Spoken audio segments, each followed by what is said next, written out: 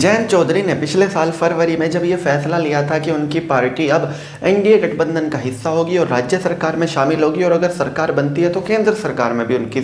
Party शामिल होगी। इसके बाद उनकी पार्टी के तमाम कार्यकर्ताओं का सबसे बड़ा जो बहाना था पाला बदलने को लेकर वो ये था कि हम गन्ना किसानों की आवाज़ उठाते हैं, खासकर हम सभी किसानों की आवाज़ उठाते हैं, लेकिन हमारे एरिया में सबसे ज़्यादा गन्ना किसान है और हम गन्ने के रेट बढ़वाएंगे। लेकिन अब साल 2024-25 के लिए उत्तर प्रदेश में गन्ने के रेट में कोई बदलाव नहीं हुआ। मतलब साफ है,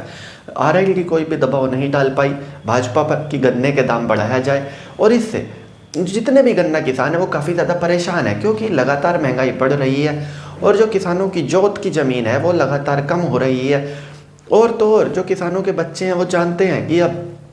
खेती में उतना फ़ायदा नहीं रहा क्योंकि ज़्यादातर किसान ऐसे हैं, किसी के पास 6 बीघा ज़मीन आती है, किसी के पास 7, किसी के पास 10।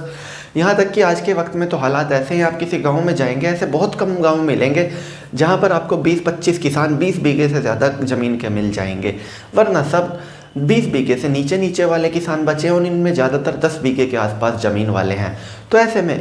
गन्ने के भाव ना बढ़ना और बाकी सभी चीज़ों पर लगातार हर साल महंगाई बढ़ रही है, इससे किसानों के सामने नई समस्या है क्योंकि उनको अपने बाकी खर्चों को मैनेज करना होगा और जो खेती की लागत है वो भी हर साल बढ़ रही है, चाहे जुताई हो चाहे अन्य लागत हो। और इसी वजह से आरएलडी अब बैकफुट पर आ गई है और लोग जयंत चौधरी से पूछ रहे हैं कि क्या तुम सिर्फ और सिर्फ सत्ता में जाने के लिए तुमने पाला बदला था, क्योंकि गन्ने के भाव तो तुम बढ़वा नहीं पाए। जाहिर सी बात है, अगर 10 रुपये क्विंटल भी बढ़ जाते तो किसानों को एक बड़ी सुकून मिलता, लेकिन आज के वक्त में जिस तरह के लगातार हालात हो रही हैं, आमतौर पर देखा जा रहा है कि गाँव में से किसानों के बच्चे पलायन करते हैं बड़े शहरों में और वो 20-25 हज़ार की नौकरी भी अगर उनको मिल जाए तो वो उसमें ही अपना जीवन यापन करने का सोचते हैं क्योंकि वहाँ से उनको एक रेगुलर इनकम होती है और वो अपना लाइफ स्टाइल उसी सैलरी के हिसाब से एडजस्ट कर लेते हैं। लेकिन